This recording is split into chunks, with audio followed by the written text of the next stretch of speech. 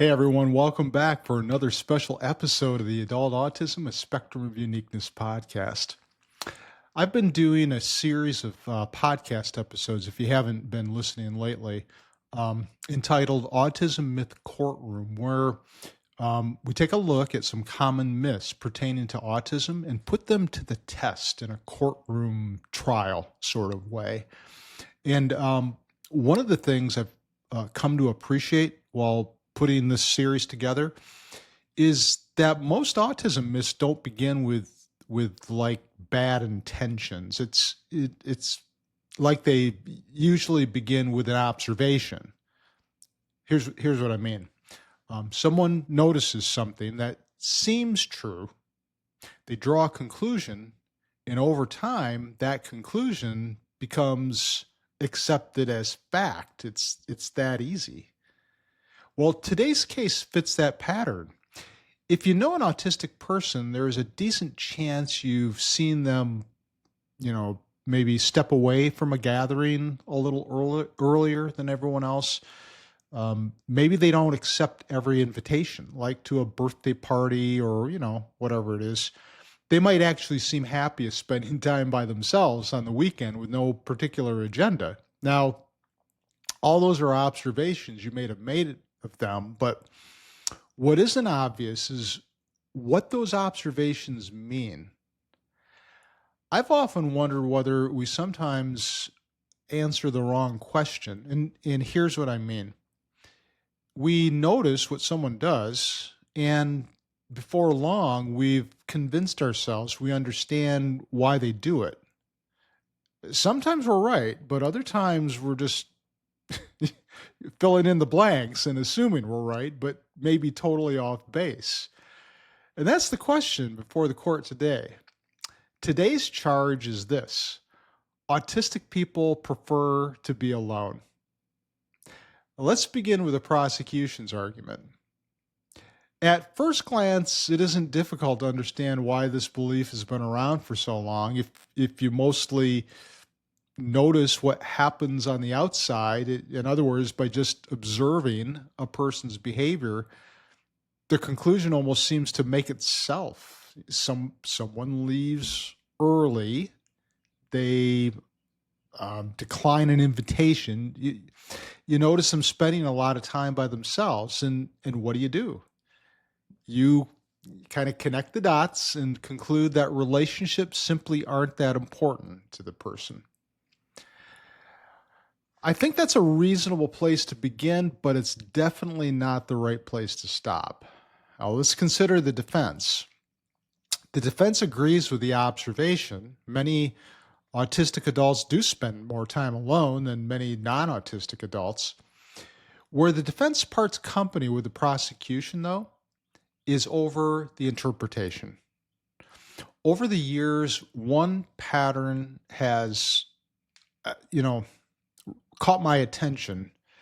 When late diagnosed autistic adults talk about relationships, rarely do I hear them tell me that they don't want people in their lives. I don't think I've ever heard an autistic person say that. It's the opposite, actually, where they talk about wanting to have connections with certain people, but for some reason, it takes them a lot of effort to do that, or there are consequences if they do, which I'm going to talk about in a minute. And so it's like they're in a damned if you do, damned if you don't quandary. And this is a lot different than just concluding these folks don't want to have relationships with people. And one thing that changed my own thinking about this was listening to adults describe what happened after social situations. Early on, I assumed that, if someone spent a lot of time alone, it probably meant they preferred it that way. But then I started thinking about this. People weren't describing a lack of interest in relationships. They were talking about how much effort some of those relationships required. Like they enjoyed seeing friends or family, but they talked about like feeling relieved to be back at home afterward because they could just decompress and they could be in their in their happy place, so to speak. And I started wondering if we'd been asking the wrong question all along. Like instead of asking, do autistic people want to be alone? Maybe we should be asking, what makes being around other people so demanding that solitude becomes the way they recover? And I also think there's something else going on for some people. A lot of autistic folks have spent years feeling, misunderstood, probably back to childhood. And, friendships may have come and gone, maybe for reasons you aren't really clear about. So eventually it's understandable that you become a little more cautious as an autistic person. Now, does that mean that you stop wanting relationships? No. But it could mean you've become a little more careful or choosy about where you invest your energy. And you know what? There's nothing wrong with that. All right, this might be a good time to call the court's first witness, which isn't a person, it's an idea, that being mental energy. As a neurotypical person, it's easy to underestimate how much effort can go into situations that look easy from the outside. And I don't think we talk about it enough. In fact, I think it's one of the easiest things for neurotypical people to miss because you can't actually see it. It's invisible. It's like if someone spends the afternoon helping a friend move, you can usually tell that they're tired afterward. They were lifting heavy furniture for several hours, and so they probably got some bumps and bruises along the way. And so when you look at the person, you wouldn't question why they're so exhausted. Mental effort is different, though. It doesn't leave you sweaty or make your muscles sore, but that doesn't mean it isn't work. One thing I've heard from many autistic adults over the years is that social situations can feel like they have to be on the entire time. And it's not just a matter of partaking in the conversation. They're also paying attention to everything that's going on around them. Like they may be trying to figure out when it's their turn to speak or wondering whether they've misunderstood something. Sometimes they're trying to ignore background noise that other people hardly notice or trying not to draw attention to themselves because they've learned from past experience that standing out doesn't always go so well for them. Now, none of those things happen in every conversation or for every autistic person because we know that autism is diverse in how it's experienced. But if enough of those things are happening often enough, it isn't hard to understand why some people might look forward to getting home so they can decompress. And that's the part I think that neurotypical people don't always get. People see the autistic person choosing to be alone on a nice, quiet evening and assume that that's evidence they don't enjoy relationships. But in reality, it could be that they just don't have enough energy to devote to a relationship that night. So see how those two things are different conclusions? So there's another distinction that's worth mentioning because I think people often lump these ideas together. Being alone and feeling lonely aren't necessarily the same thing. I've met autistic adults who genuinely enjoy having time to themselves and don't experience that as loneliness at all.